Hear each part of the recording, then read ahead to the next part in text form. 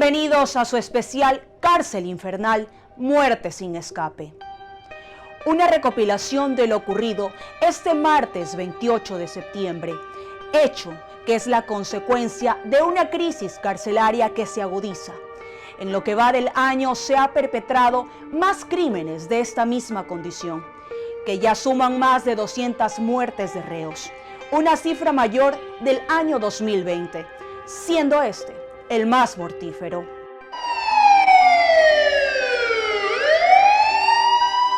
Una de las páginas más cruentas en la historia carcelaria del país se marcó el martes 28 de septiembre del año 2021, una fecha que será recordada como un episodio negro y como la mayor crisis carcelaria que jamás hasta ese momento se ha vivido. Eran las 9:15 de la mañana cuando se encendieron las alarmas de la penitenciaría del Litoral.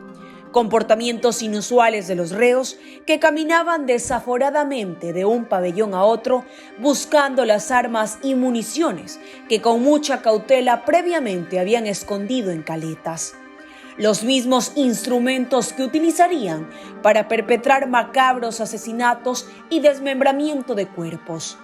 Hechos de violencia extrema que parecen que salieron de una escena de terror. Ese es el drama de privados de la libertad que conviven con la muerte bajo su sombra. Y es que la génesis de estos sucesos se desarrolla por el control del poder dentro de la cárcel y también por el dominio de los puntos de comercialización de droga. Y es que las bandas criminales que operan en los centros penitenciarios mantienen vendetas pendientes. En la penitenciaría, los grupos delictivos provocaron estos enfrentamientos. Bandas como los Lobos y Tiguerones, que tienen en su control pabellones, mantienen pugnas y pocas conciliaciones con los Chone Killers, una agrupación derivada de la famosa banda de los choneros, pero con sus propias reglas y sus propios jefes. Y son justamente estos grupos los que iniciaron los motines para adueñarse de los puntos claves, para enquistar su influencia entre los demás presidiarios.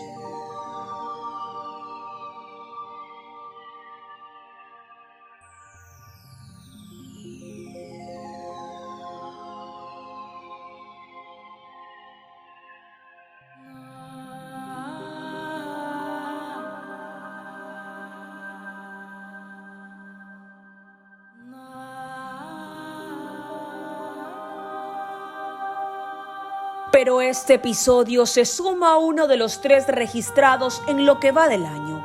En el gobierno del presidente Lenín Moreno se efectuaron escenas parecidas, pero con un porcentaje diferente. En el mes de febrero, 3 centros penitenciarios, paulatinamente y como si fuera orquestado de una cárcel a otra, en el mismo día y al mismo tiempo, se sublevaron los PPL en presidios de ciudades como Guayaquil, Cuenca y Cotopaxi. Estas reyertas conflictivas dejaron un saldo de 79 reos fallecidos, asesinados de la vil forma en el que replicaron esas matanzas en septiembre. Cronológicamente, en el mes de julio y apenas 2 meses después de ser posesionado el presidente de la República, Guillermo Lasso, se llevó a cabo el segundo amotinamiento en 2 centros de privación de la libertad del país, que dejó un saldo de 22 muertos, 44 heridos, entre ellos policías. 100 reos fugados, 64 de ellos recapturados, en la penitenciaría de Guayaquil y la cárcel regional de La Tacunga. Algo que coincide en esos 3 capítulos es que se repite un lugar donde se han perpetrado la mayor parte de atrocidades, y es justamente la penitenciaría, que en el argot popular se la conoce más comúnmente como la peni, el punto en el cual la garantía de que los reos salgan con vida se acortan.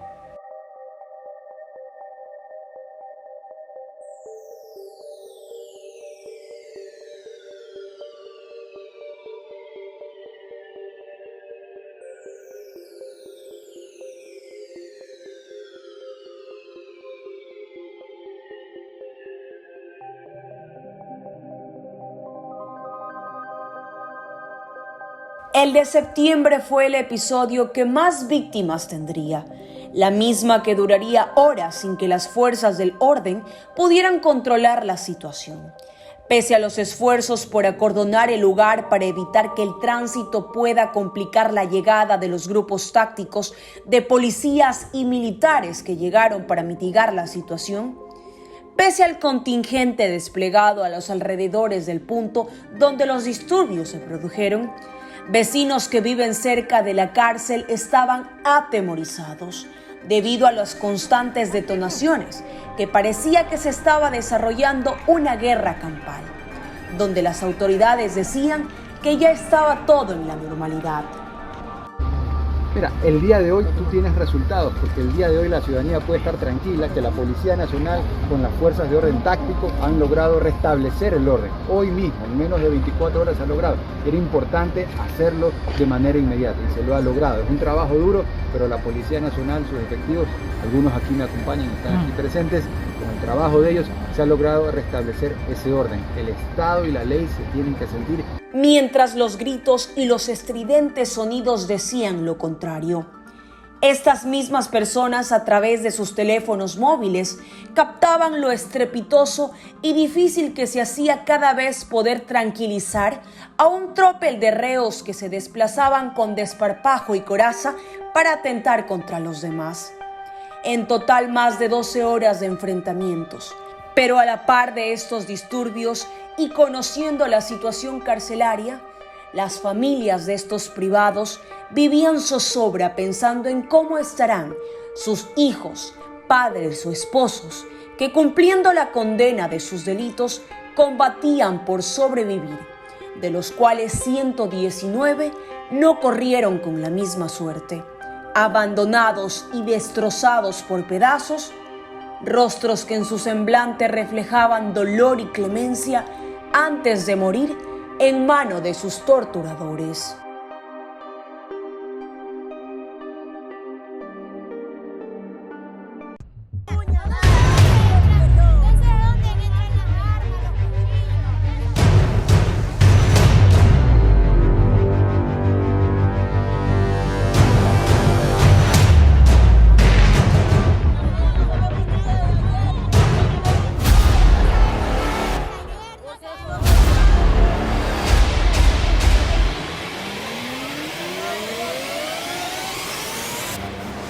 Las autoridades tratan de controlar la situación, pero no dan respuestas a las muchas interrogantes de los medios de comunicación, no solo nacionales, sino también internacionales, que miran con ojos de tristeza lo sucedido en Ecuador. Nos dejó un motín en una cárcel de Guayaquil. Se trata del peor de la historia de Ecuador.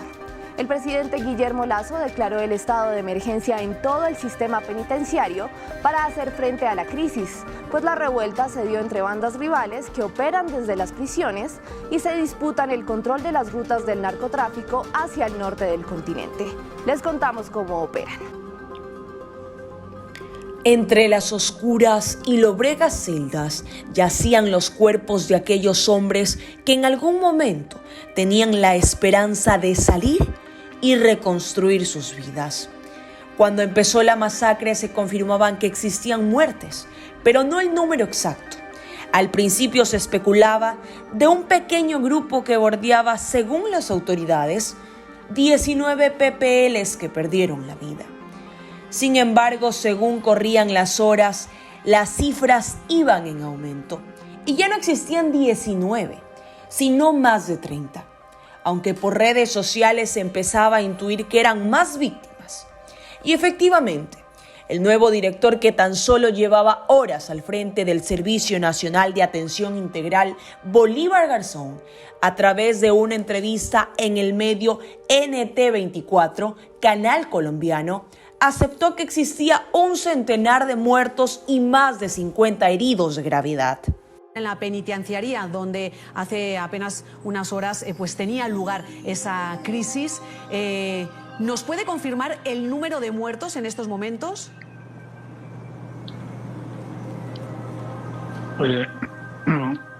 Están confirmados 40, pero se encontró en el pabellón 5 muchos más, superan los 100. Estamos identificando y estamos en el proceso de evacuación de los muertos, pero superan los 100. El órgano encargado de velar por la paz dentro de los reclusorios no podía dar respuestas a miles de personas que en su desesperación acudían hasta la cárcel con la fe de que los suyos no sean los afectados. Pero el número 100 no era suficiente para corroborar con las imágenes que circulaban en redes sociales, donde los mismos presos habían fotografiado los cuerpos inertes de sus compañeros en el patio del reclusorio, donde a simple vista se sacaba un número superior a 100, y así lo confirmó el presidente de la República, Guillermo Lasso, al día siguiente, a través de una rueda de prensa en el ECU 911 en San Borondón, donde su semblante mostraba estar preocupado y no preparado para la presión mediática que en ese momento sentía, después de que en su periodo se haya registrado el segundo capítulo más negro en la historia carcelaria. Su discurso empezó con voz tenue y trémula, que reflejaba el dolor, y pocos minutos después confirmó que la cifra era de 118 los muertos. Es lamentable, los hechos son muy tristes, muy lamentables. Los saldos al momento nos dicen que hay 116 fallecidos y cerca de 80 heridos. Todas son personas privadas de la libertad. No hay ningún personal civil de cocina o de guías penitenciarios que hayan sido afectados en este lamentable suceso. Es lamentable que las cárceles se las pretenda convertir en un territorio de disputa del poder por parte de bandas delincuenciales. Los medios internacionales pusieron sus luces en Guayaquil, ciudad considerada como una de las más peligrosas y violentas de la región. Y efectivamente en esta ciudad donde se desarrolló el mayor hecho de sangre. Páginas como ABC, BBC, El Mundo y otros medios pusieron y relataron las escenas de terror vividas en la penitenciaría del Litoral. Sucesos que conmocionaron y dieron la vuelta al mundo. Y era tanto el asombro de la barbarie que hasta el principal promotor de la paz mundial se refirió sobre el tema y pidió que la reconciliación sea el eje principal que debe reinar dentro de los centros de rehabilitación social. Queridos hermanos y hermanas, me ha dolido mucho cuando lo que ha sucedido en la cárcel de Guayaquil en Ecuador.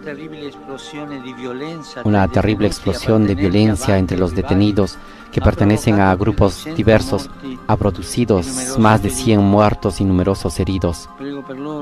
Rezo por ellos, por sus familias. Que Dios nos ayude a sanar la plaga del crimen que esclaviza a los más pobres y ayude a los que trabajan cada día para hacer más humana la vida en las cárceles. Y es que un discurso basado en que no hay camino hacia la paz es el camino, e invitar a vivir con reconciliación no es suficiente, cuando el hambre y la sed de poder son inconmensurables por parte de bandas criminales que quieren imponer el terror para ganar el respeto de reos dentro de estas cárceles infernales.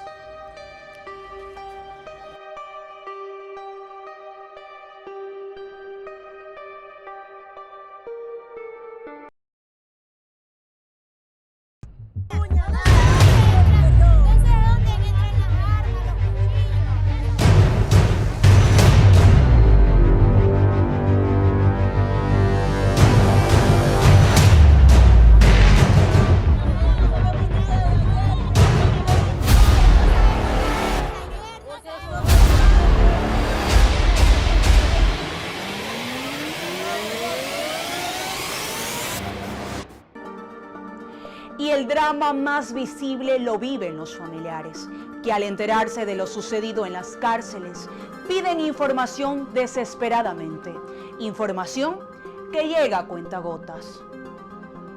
Nos desnudan, nos sacan trenzas, nos sacan pestañas, uñas. No sé dónde entran, entonces ¿de dónde entran las armas, los cuchillos? A uno le revisan todo, que el sostén sin varillas, sin fierro. Queremos que el señor presidente se ponga en nuestra parte. No sabemos nada de ayer, no sabemos nada. No sabemos nada desde ayer, no sabemos nada. Para que se maten adentro nuestros hijos. Mira, padre y madre, estamos sufriendo aquí en la calle. Mira, ayer no sabemos nada. Y que un padre y madre están llorando aquí en la calle. ¿Qué es lo que pasa? Esos testimonios de desesperación, clamor y conmiseración se replicaban en cada uno de los casos de familiares de los PPL que, pidiendo una lista oficial de los asesinados y de los heridos, pernoctaban en los exteriores del centro de reclusión pidiendo explicaciones y culpando a las autoridades de turno que ellos eran los responsables. Pero no era mucha la información que podían recibir de policías, militares o guías que salían desde adentro sin poder decir una palabra, porque no eran ellos los que debían emitir comentarios, ni a los medios de comunicación ni a los familiares. Debido al hermetismo con el que se manejaba la situación y con más preguntas que respuestas, los allegados de los privados de la libertad se movilizaban hasta el Laboratorio de Criminalística y Ciencias Forenses para conocer si efectivamente podían saber algo. Muchos aguardaban con desespero, apoyando su cuerpo en los barrotes, en las veredas. La espera entre conocer el dictamen final se acercaba. Un policía salió con un megáfono y desde el carro de la institución y con una lista en mano, y como si se tratara de un sorteo de horror, empezaron a mencionar la lista de los asesinados. En cada nombre pronunciado, un alarido de dolor estremecía el lugar y como una ola de tristeza que se contagiaba entre todos, que sin importar que la pandemia continúe, se abrazaban y trataban de consolarse. Muchos de los deudos llegaban de a poco con una foto en mano para llevarla como guía para saber si pueden encontrar una respuesta sobre el paradero de su ser querido. Muchos que ya supieron el ultimátum fueron a comprar los féretros para poder darles una cristiana sepultura a los suyos. Pero en medio de ese círculo de tristeza salía a flote otro sentimiento, la sed de justicia y de reclamos. Bueno, y continuamos aquí en los exteriores donde familiares, como podemos ver, se siguen sumando, siguen llegando y hay bastante movimiento. Aquí nos encontramos también con un familiar de un privado de la libertad que quiere conocer. ¿Usted sabe algo? ¿Le han dado alguna información de cómo está la situación adentro? Todavía no. Muy buenas tardes. Todavía no. Desde ayer todavía no informan ninguna información de mi hijo. Se dio a conocer una lista de las personas heridas, no sé si pudo constatar y mencionó que ahí estaba su hijo. No, ahí no se encuentra ahí, no sé ninguna información más. Sé que hay todavía más heridos, muertos adentro, que hay 9 muertos todavía, pero no se informan todavía. ¿Y cuánto tiempo llevaba su familiar ahí? Mi hijo ya iba a cumplir las 60, ya cumplió. 60 semanas. No, las 60 ya para la misma condena. Ay, bueno, y no se le ha manifestado absolutamente nada, usted está a la espera. ¿Desde qué hora está aquí? Yo estoy de toda la mañanita que llegué.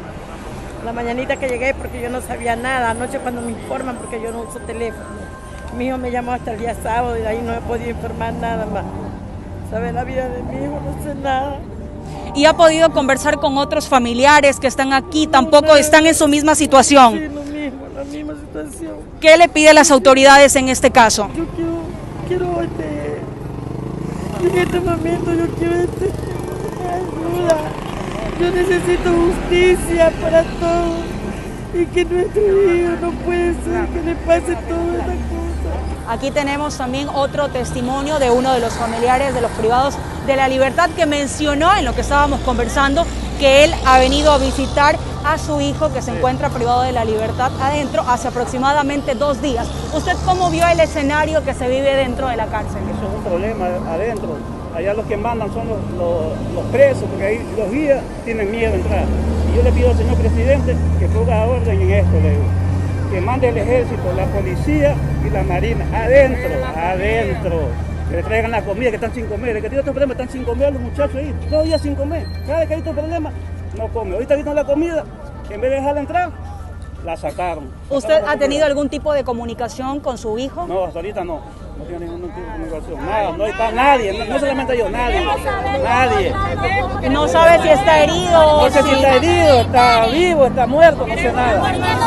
Lo que sí yo sé que mi hijo está preso y está en un pabellón, pero no puedo decirle pabellón, está allá. Ese es el malestar y el sentir de cada una de las personas que se encuentran aquí.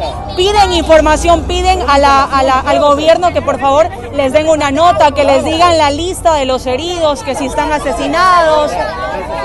Entonces eso es prácticamente, usted le hace un llamado urgente a que el director del SENAI también tome cartas en el asunto y que se realicen y que lleguen más guías penitenciarios para poder calmar la situación dentro de la cárcel. Adentro, porque lo del ejército, la policía, la marina están afuera. Muchos de ellos al unísono decían cómo entran las armas en la penitenciaría del Litoral, ya que muchos convergen que antes de entrar a los pabellones a realizar las visitas que por derecho les corresponde, les revisaban, los requisaban y colocaban demasiadas trabas. Nos sacan trenzas, nos sacan pestañas, uñas, no sé dónde entran, entonces ¿de dónde entran las armas, los cuchillos? Esos son los guías. A uno le revisan todo, que el sostén sin varillas, sin fierro. Queremos que el señor presidente se ponga en nuestra parte. No sabemos nada de ayer, no sabemos nada. No sabemos nada desde ayer, no Para que se maten adentro nuestros hijos. Mira, padre y madre, estamos sufriendo aquí en la calle. Mira, ayer no sabemos nada. Y que un padre y madre estén llorando aquí en la calle. ¿Qué es lo que pasa? Directamente si corresponde o no a su allegado. Así lo explicó uno de los encargados de cómo funciona el proceso.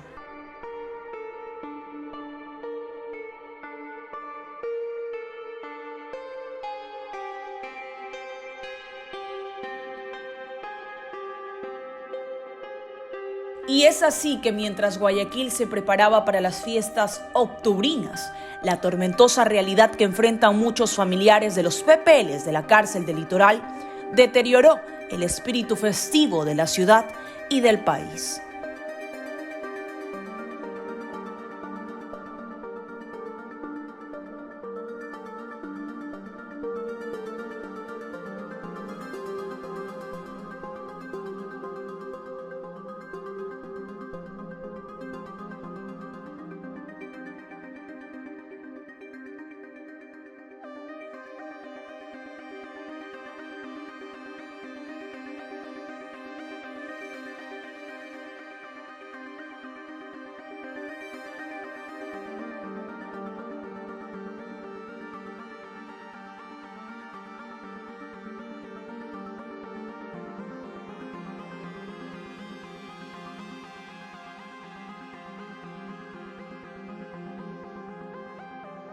Un suceso lamentable que para expertos, esta ola de criminalidad en las cárceles se verá reflejado en las cárceles del país.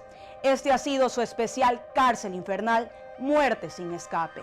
Gracias por acompañarnos.